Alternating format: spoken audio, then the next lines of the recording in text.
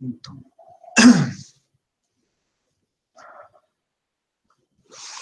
diz uma coisa que não se encaixa realmente em um padrão que a gente tem no mundo ocidental. Eu também não sei se mesmo no Oriente tem algo que realmente seja análogo, né? Quando a gente vem praticar budismo no Ocidente, a gente vem cheio de atitudes, né, que a gente, às vezes, se sente meio perdido até. Né? Por exemplo, não há ritual para tornar-se budista. Não tem nenhum ritual que você faz, a partir de agora você é budista. Você fez esse ritual, esse batismo, você fez esses votos, agora você é budista. Né? Não tem isso.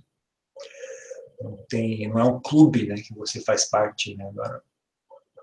Só as pessoas do meu clube é que são salvos. As pessoas que não são do meu clube não vão ser salvos. Não tem também essa característica. Né? Mesmo na época do Buda, por exemplo, os reis que eram discípulos dele, quando iam fazer rituais, sei lá, rituais da corte, não sei o que, rituais, até casamento, essas coisas, eram rituais brahmanes, né? De certa forma, que era o que eventualmente tornou-se o hinduísmo, né? Então não tinha essa ideia, você é budista, você não pode praticar nenhuma outra forma, você não pode, sabe? Ou você está comigo ou está contra mim, nunca teve isso também. Mesmo naquela época, e grandes discípulos do Buda, né, como o rei Pasenadi, rei Bimbisara, até descrito nos sutras isso, né? Então, tinha alguns rituais lá que eles chamavam os brahmanes para fazer os rituais, não chamavam os monges budistas. Né? Não tinha problema nenhum. Não tem essa atitude de é um clube que você pertence, ou você está contra mim, ou você está comigo, ou está contra mim. Só quem é do meu clube é que vai ser salvo.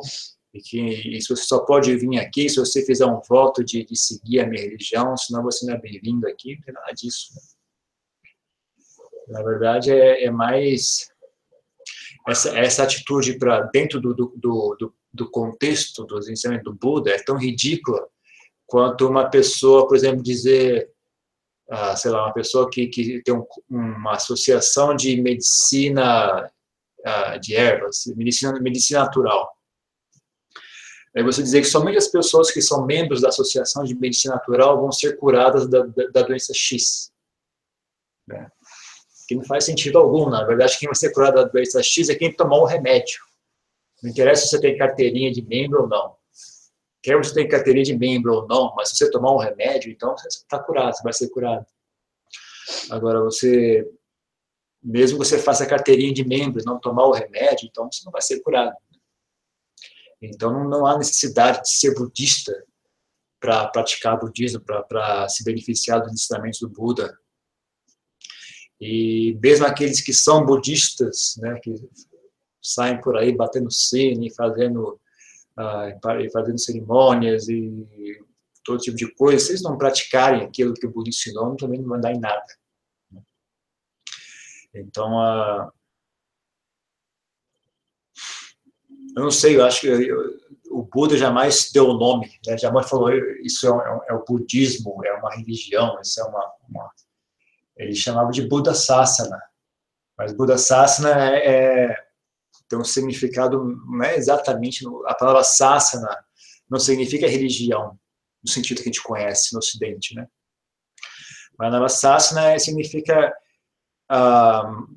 uma tradução livre, né? É o período de tempo, é a dispensação, né? É o período de tempo em que meus ensinamentos estão válidos, né?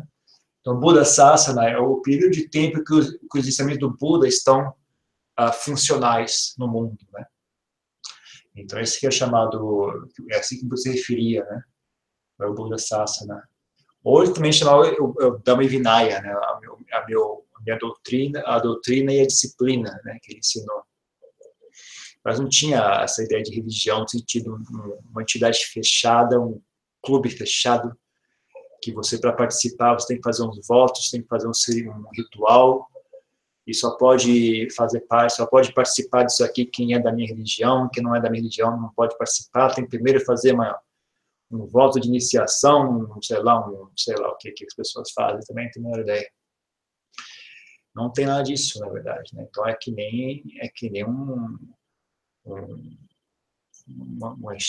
uma clínica médica, né? Você vai lá, não importa qual religião que você vai, você não vai lá para fazer parte de um clube, você vai lá para pegar um remédio, né? Então o Buda ensinava métodos para melhorar a si mesmo, métodos para conhecer mais claramente a realidade, formas de enxergar a realidade que qualificam a mente a libertar-se, né, das tendências baixas dela, né, para vencer as tendências que levam para baixo, né, desenvolver as coisas que levam a mente a se elevar ainda mais.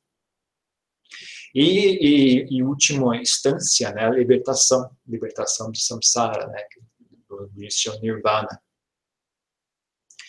Então, não tem uma premissa para você poder se libertar do samsara, para você alcançar a iluminação, você tem que fazer um voto, você tem que comprar um amuleto, você tem que participar de uma cerimônia X ou Y. É que nem remédio, você tomar o remédio de maneira correta, independente de você ter feito o voto ou não, de você ter comprado a carteirinha de associado da medicina natural ou não, se você tomou o remédio de forma correta, então você vai se curar. Se você não tomar o remédio, você não vai se curar. Muito simples, né? Coisa bem... Não deveria ter segredo nisso, né? O mais fantástico nisso aqui é que precisa ser explicado. Isso é que é o triste da situação. Isso precisa ser explicado. É uma coisa tão óbvia, né? Que é até meio bobo ter que explicar isso, mas é assim que a gente é, né? A nossa cultura criou esses mitos todos, né? Ao ponto de algumas pessoas estarem dispostos a cometer todo tipo de maldade, né? Com outras pessoas, porque aquelas pessoas não são da minha religião. Então, na verdade, a religião dela não é bondade, a religião dela não é grandeza espiritual, a religião dela não é paz, a religião não é bem-querer, a religião dela é um clube, né? Então, é um clube fechado. A minha religião é esse clube, não é um ensinamento, é apenas esse grupo de pessoas que é a religião. Então, quem faz parte da minha religião está salvo, quem não faz parte da minha religião, não importa se você é bom ou má pessoa, você não está salvo. Fim de papo. Então, isso é, na minha opinião, isso é superstição. A palavra para esse comportamento, esse entendimento, chama-se superstição. Então, o budismo não tem disso. Né? Então, pode vir você não precisa ser budista para praticar budismo, você não precisa ser budista para praticar meditação, você não precisa ser budista para estudar os ensinamentos do Buda. Né? Agora, é comum, era e ainda é comum hoje em dia, quando alguém sente muita afinidade mesmo com o ensinamento do Buda e sente que quer saber de uma coisa, eu vou seguir esse caminho, é isso aqui que eu vou fazer. Eu vou seguir esse caminho, vou abandonar minha prática de outras formas de espiritualidade e vou focar todas as minhas energias nisso aqui.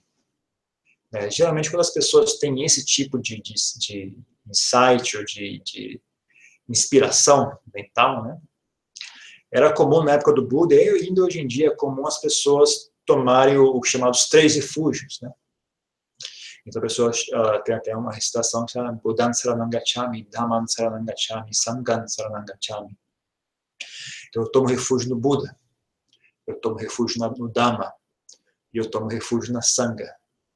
Que isso é uma coisa, mas também, né, quer você tome refúgio ou não é o que define, né, se você vai ser salvo ou não. O que define é você vai cultivar as qualidades mentais corretas, você vai enxergar a realidade de forma correta, você vai purificar a sua mente, né, das impurezas mentais, sim ou não? É aí que está o X da questão. quer você tome refúgio ou não, né, a questão continua sendo a mesma. Mas existe esse não sei o que diria, se é um costume ou é uma tradição, ou o que é isso, né? Mas geralmente, a forma correta de fazer isso é espontaneamente, né? Você mesmo, né, decide, quer saber, a partir de agora o Buda é o meu refúgio, a partir de agora o Dhamma é o meu refúgio, a partir de agora Sangha é o meu refúgio. O que significa esses 3 refúgios, né? Ter o Buda como refúgio o Buda, a partir de agora o Buda é que eu tenho como o ideal mais elevado, né? Mais do que qualquer outro ideal. A partir de agora eu vou tomar o Buda como norte, né? Meu ponto de referência agora é o Buda, né? Então, quando você o que eu enxergo de mais excelente nesse mundo? O que eu enxergo de mais elevado, de mais especial, né? O Buda. Então, esse é o significado de Buda Saranam Gacchami, né? E aí, na sequência dele, vem o Dhamman Saranam Gacchami, que é tomou refúgio no Dharma, tomou refúgio nos ensinamentos do Buda. O que significa isso, né? Você vai praticar aquilo, você vai levar a sério aqueles ensinamentos, vai procurar estudá-los, vai procurar agir de acordo com eles. E mais importante, sempre que você estiver em situações, em dúvida, né, no dia a dia, você posto numa situação, você, bom, o que o Buda diria sobre isso aqui, né? Fico na dúvida, o que eu devo fazer agora? Será que eu devo fazer isso ou será que eu devo fazer aquilo? Aí você para e, bom, o que o Buda faria nessa situação? O que o Buda falou sobre esse assunto? Em alguma ocasião o Buda mencionou algo parecido com isso aqui? O que foi que ele disse, né?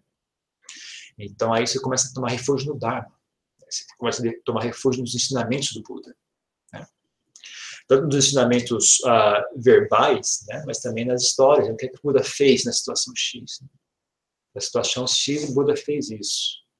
Quando tal coisa ocorreu, ele agiu dessa forma, né? Então, o ensinamento do Buda não é só o texto, mas também o exemplo de vida dele, a história de vida dele. E também aquilo que ele declarou, aquilo que ele ensinou verbalmente.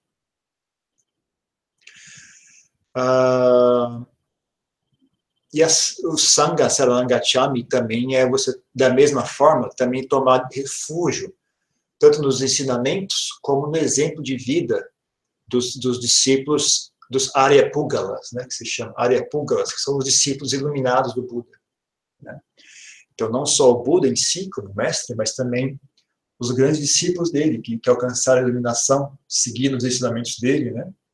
Então, também tomar refúgio nos ensinamentos deles e também no exemplo de vida deles, né? Então, quando você tem essa inspiração, né, de falar, quer saber, realmente, o ideal para mim é o budismo, não vejo necessidade de buscar mais ensinamentos em lugar algum, satisfeito plenamente com isso aqui. Eu vou investir todo o meu tempo e esforço, né, da minha prática espiritual, vou investir nesse método, nessa escola, nessa linhagem, né? Então, é comum as pessoas, então, meio que fazerem tomarem esses 3 refúgios, né? Buda, Dhamma e Sangha. De qualquer forma, é uma coisa simbólica, é uma coisa que... Mas isso é uma coisa interior nossa, né? Não é um ritual externo que te dá algum poder especial. Agora eu tomei refúgio, então eu estou recebendo as forças do cosmos, não tem nada disso. É uma coisa sua. É uma questão, uma resolução espiritual sua, né? E, de novo, não é essa resolução espiritual que abre as portas do Nirvana para você. Na verdade, isso é apenas um recurso, né? Um recurso para te dar mais foco, um recurso, uma coisa que você decide fazer, né? Tem aí uma certa força emocional, uma força psicológica envolvida nisso também, né?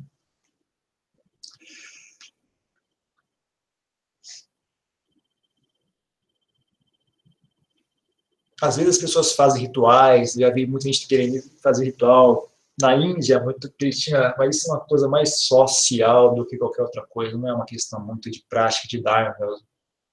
Na Índia tem aquela questão das castas, né?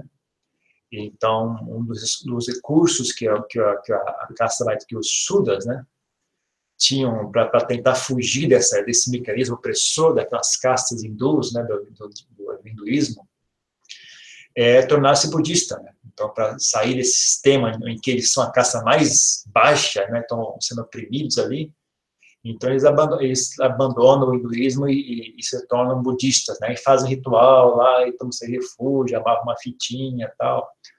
Então, isso é uma coisa social do que realmente uma coisa que tem a ver com a prática do budismo em si, né? Mais um recurso social deles, né? Para ajudar um pouco a dar uma noção de identidade para eles, né? Como grupo de pessoas, etc. Mas, então, para nós, o importante aqui é entender que que qualquer pessoa pode frequentar um grupo budista, qualquer pessoa pode participar de retiros budistas, qualquer pessoa pode praticar meditação. Teoricamente, né, desde que isso não seja uma ofensa para a sua religião, qualquer pessoa pode prestar reverência à imagem do Buda. Né? Mas eu acho que a maioria das religiões das pessoas vai proibir isso, né? Mas se você não tem uma religião que seja tão exigente assim, você pode prestar reverência ao Buda, isso não é ofensivo, né?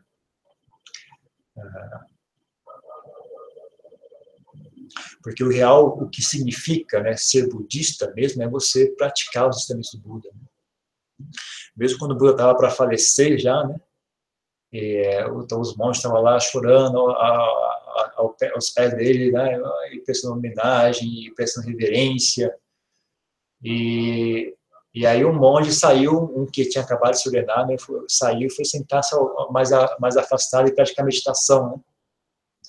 E aí os outros monges começaram a murmurar: olha que cara mais egoísta, o Buda está aqui para falecer, né? São os últimos momentos que nós vamos ter com o Buda, e ele, em vez de vir aqui prestar reverência, ficar próximo ao Buda, ele foi sentar à parte e praticar meditação. Mas aí o Buda ouviu e falou: não, senhor, vocês estão errados. Aquele é meu verdadeiro discípulo. É assim que você presta homenagem ao Buda, colocando meus ensinamentos em prática, não é oferecendo flores, incenso, e prestando reverência e fazendo cânticos, né? Isso não é a real forma de prestar reverência a mim.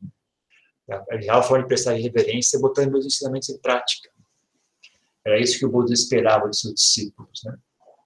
Então é uma coisa bem diferente, né? É uma prática espiritual bem diferente das que a gente conhece, né? Os valores são diferentes, né? As atitudes são diferentes, né? Não se encaixa perfeitamente. Então é bom para quem vai fazer contato com o budismo vir com uma atitude bem nova, uma atitude bem aberta, sabe? Não tente aplicar os conceitos antigos de outras tradições no budismo, porque não se encaixa, né? Simplesmente não se encaixa, né? É uma coisa à parte.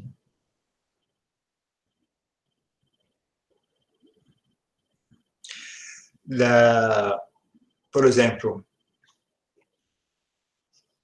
um bom cristão é mais budista do que um mau budista.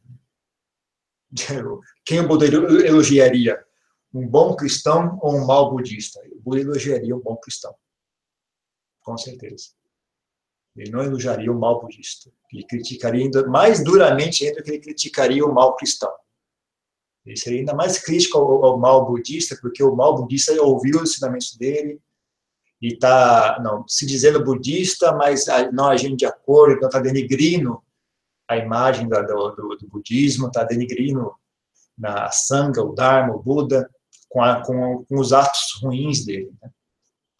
Então, no que diz respeito isso é uma coisa também uma coisa bem presente no budismo, né? Dentro da cultura. Não sei se foi o próprio Buda que disse isso ou não, acho que não, mas na Tailândia é uma frase bem repetida, né? Quem de fato destrói o Buda Sasana são os budistas. Não são os muçulmanos, nem os cristãos, nem os ateus. Quem realmente destrói o Buda Sasana, quem vai trazer o fim do Buda Sasana, que um dia vai ocorrer, isso é uma coisa esperada, o Buda já sabia disso, né? Mas quem vai trazer o fim do Buda Sasana são os budistas, né?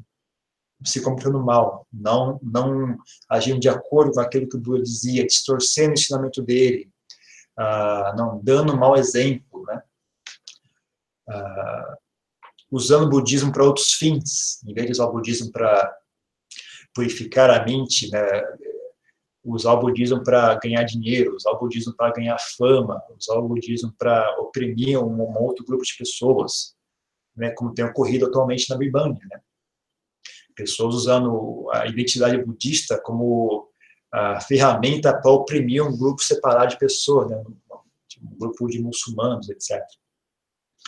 Então, esse tipo de coisa que destrói o budismo. Então, quem destrói o budismo mesmo são os próprios budistas, né? As pessoas da Dhammachakkapavattana Sutta, que o Buda foi o primeiro discurso que o Buda declarou, né? Então, tem uma parte que diz assim, foi posto em movimento a roda do Dharma, que nenhum Brahman, que nenhum Devata, nenhum anjo, nenhum Deus, nenhum ser humano, nenhuma pessoa é capaz de fazer parar. Uma vez que essa roda é posta em movimento,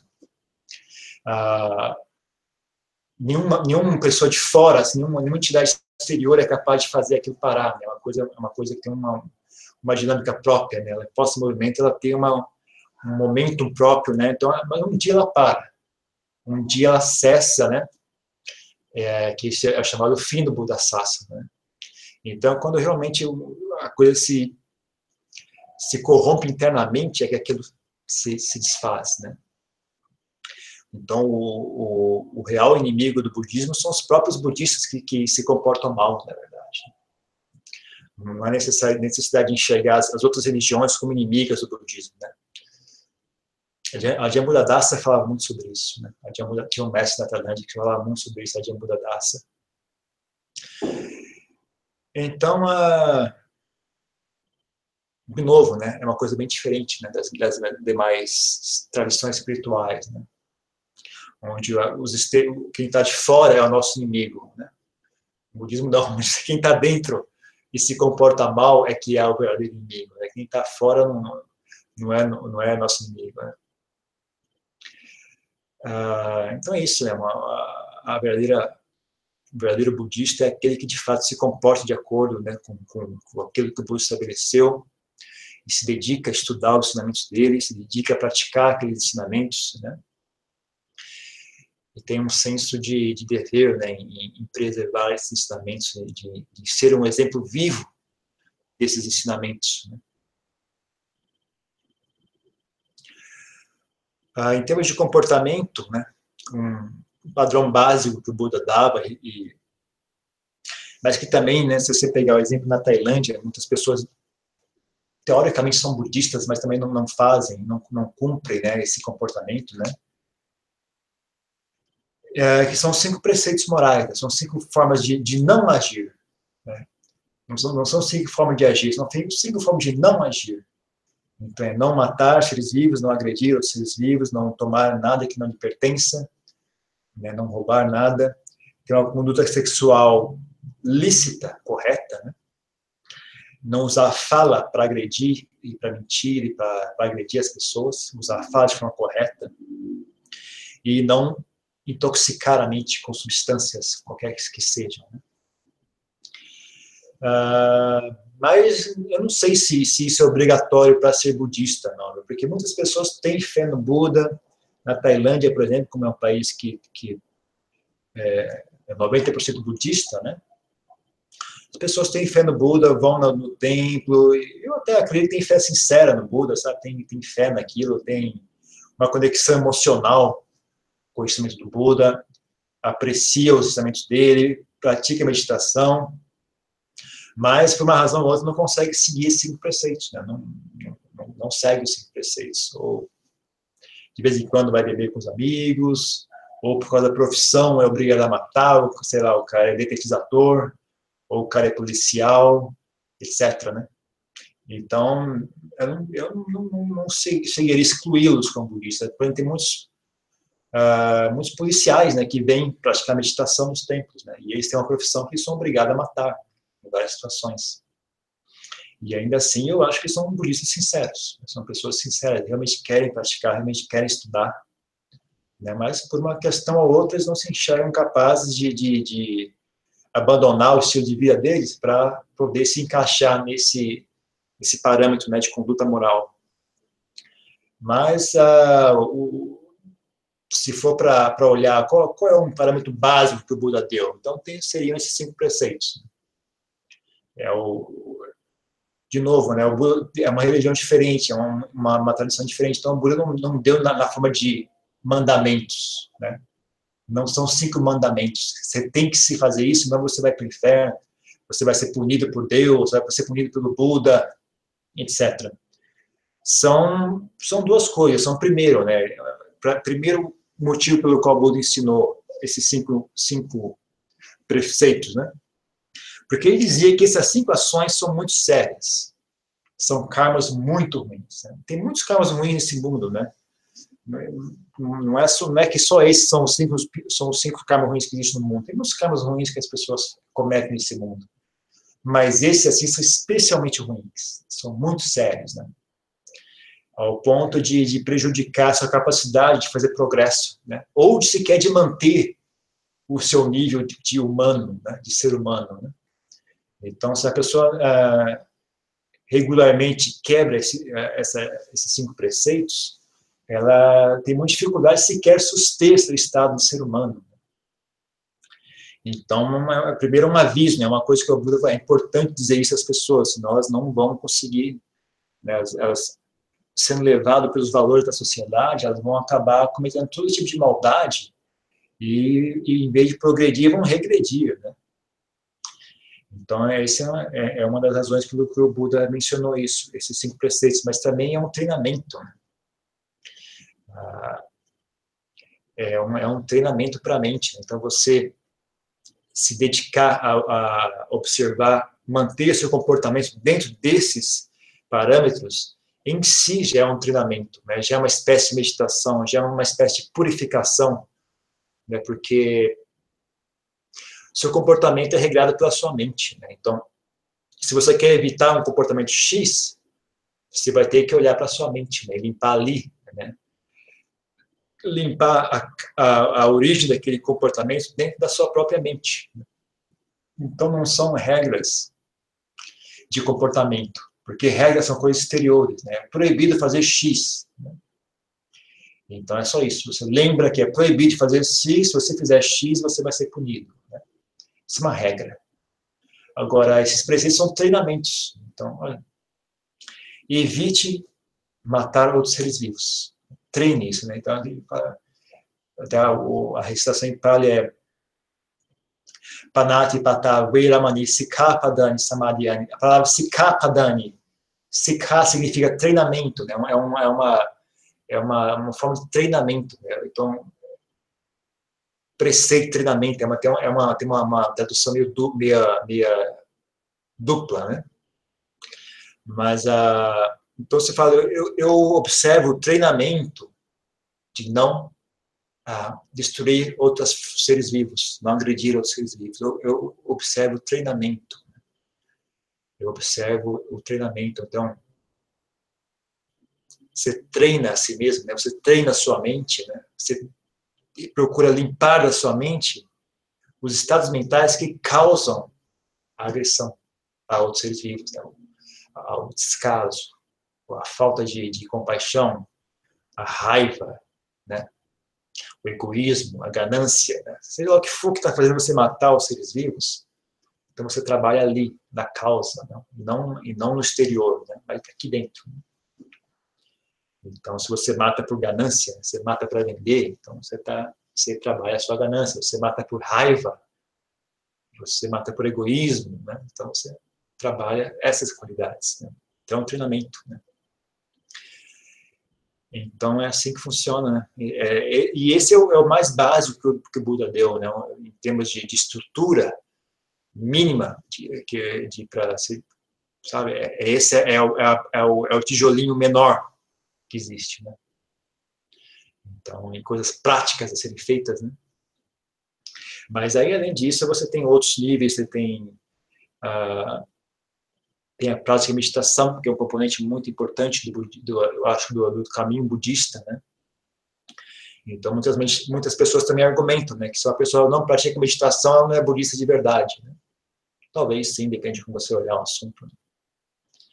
Então, então, tem esses preceitos, que são uma coisa bem bastante básica, tem a prática de meditação, que também é muito central e importante, né, para o caminho budista. Então, se uma pessoa realmente se enxerga como budista, ela realmente deveria pensar a respeito desse assunto, né? De que forma eu posso me empenhar em praticar meditação, desenvolver essa prática, porque é uma coisa muito importante, é uma coisa vital, né?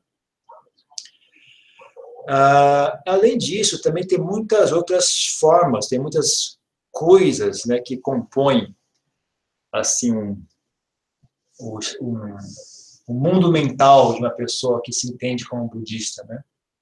Tem vários valores, tem várias atitudes com relação à sociedade, com relação às pessoas, né? Tem várias coisas pequenas que aí realmente tem que parar e estudar o sutta, né? Essa é uma coisa que você vive num país budista, você já vive junto com a cultura do local, né? Então a gente aqui no exterior às vezes tem que fazer um esforço para tentar adquirir essa cultura, né? Então, por exemplo, ter grande gratidão pelo pai e pela mãe, isso é um aspecto, eu não sei o que chamar isso, não sei se é um treinamento budista, é uma cultura budista, é um estado mental que o Buda elogiou, né? Mas é algo que o Buda mencionou claramente, né? Então faz parte também, né, de ser budista, né? Ter esses valores, então, enxergar o pai e a mãe como pessoas que merecem nossa total gratidão, ter uma dívida de gratidão muito grande pelo pai e pela mãe, ter respeito pelo pai e a mãe, ter gratidão por eles, né? Ter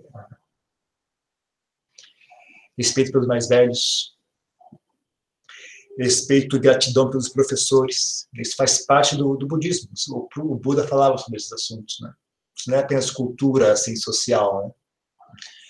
Ter respeito e gratidão por professores, né? Pessoas que ensinam a gente, são muito importantes. Então, né, ter compaixão pelos seres, ser esforçado, não ser preguiçoso. Tem várias coisas, né? Tem vários estados mentais que o Buda elogiava e vários estados mentais que o Buda criticava, né? Então, é uma coisa bem ampla, né? Se dizer eu sou budista é uma coisa bem ampla, né? Não é só a questão de fazer um ritual X ou Y e no final das contas, o que realmente define isso é você realmente fazer um progresso espiritual, né? Fazer um progresso em direção à libertação, né? Mesmo que você não seja uma pessoa perfeita, né? Mas você está sinceramente fazendo um progresso naquela direção, então eu acho que já lhe qualifica como budista. Mas, de novo, esse é um rótulo que só existe na imaginação das pessoas. Não existe fora da imaginação das pessoas. Então, mesmo que você não se diga, eu sou budista, mas você está agindo de forma correta, né? Então, o efeito é o mesmo de uma pessoa que se diz budista e que age da mesma forma. Duas pessoas agindo da mesma forma, né? E duas pessoas andando em direção ao centro, ao Parque das Águas, né?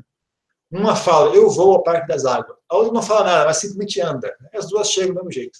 O que falou, o que não falou, continuam chegando do mesmo jeito. Então, quer você se diga budista ou não, desde que você pratique e age de forma correta, então o efeito é o mesmo. Então, é assim que funciona mais ou menos o budismo. Ok? Então, é só isso que eu tinha para falar por hoje. Vocês têm alguma pergunta? Alguma coisa? Quando você diz estar presente, observar, sempre trazer a mente, quer dizer, do jeito que você diz, como você está sentada, a dor que você está sentindo, é essa presença? Presença, nesse caso, é estar ciente. É uma qualidade da mente. Então, a mente é capaz de fazer muitas coisas. Por exemplo, estar ciente de si, né? Estar ciente de si. Então, a mente é capaz de estar ciente de um som lá fora. Ela é capaz de estar ciente de um pensamento, de uma lembrança. Ela é capaz de se perder em história, então ela desenvolve uma história, ela está ciente daquela história. Mas estar presente, estar ciente de si, né? E principalmente, como é uma prática da mente, não é uma prática do corpo, não é exercício corporal, né? O corpo a gente só configura ele um pouquinho ali para ele não ser um obstáculo e do que for possível ser até algo que nos auxilia. Mas é um exercício mental. Então, estar ciente da sua própria mente, né? Então, por exemplo, você está sentindo uma dor no corpo, então eu estou ciente daquela dor no corpo, mas o fato... Como explicar isso? O problema é que a ferramenta que olha, o olhar e o que você está olhando é o mesmo, estão juntos, né? É difícil separar em observador e observado, né? Uma coisa meio sutil.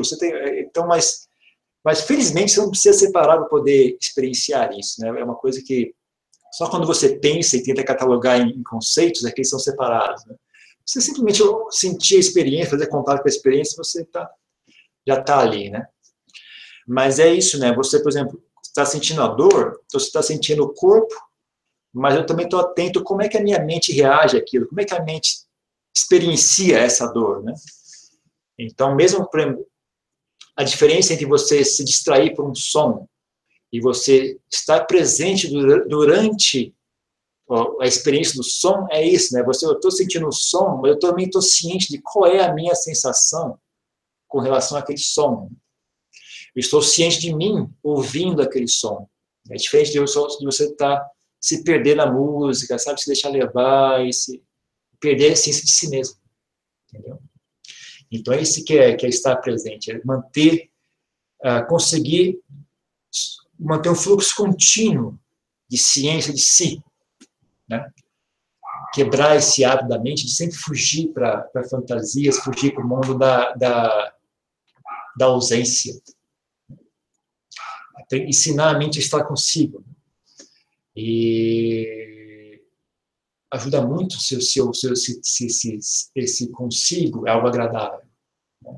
Então, por isso que ter uma boa vida, viver de forma correta, ajuda muito, porque isso fomenta bons estados mentais. Se você age de forma correta no dia a dia, aquilo fomenta bons estados mentais. Se você tem bons estados mentais, sua mente é uma experiência agradável. Então é muito mais fácil estar aqui, né? E é importante estar aqui para quê? Porque é isso que a gente quer estudar. A gente quer estudar justamente isso aqui. Então, se você quer estudar um assunto, tem que ser capaz de estar perante ele, né? Se você quer olhar esse computador, tem que conseguir suportar a visão do computador, né? Agora, se eu odeio essa visão, eu não consigo estudar esse assunto. Então, eu tenho que fazer as pazes consigo mesmo. Tem que ser capaz de olhar para si mesmo e suster o olhar, né?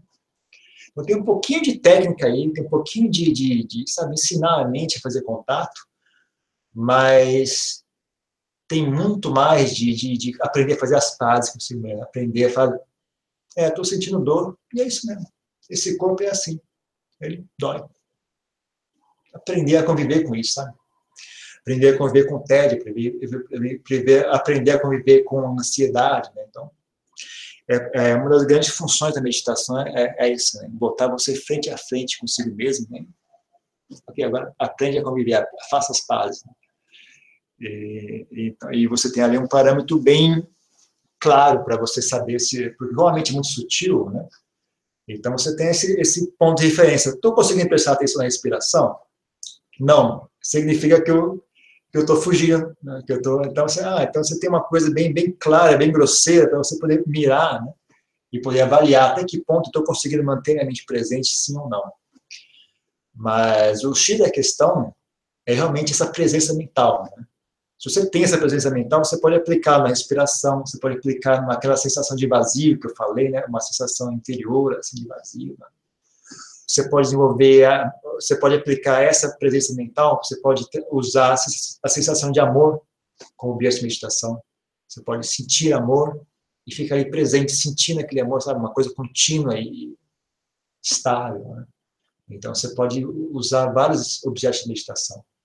Mas o patamar para que isso seja possível é ser capaz de estar presente. Para ser capaz de estar presente, tem que ter uma mente saudável, relativamente saudável. Daí tem um pouquinho de técnica, um pouquinho de ensinar, né? Aprender a usar a energia da mente, mas não é muito, não. É isso que chama a presença. Fica. Ok? Mais uma coisa?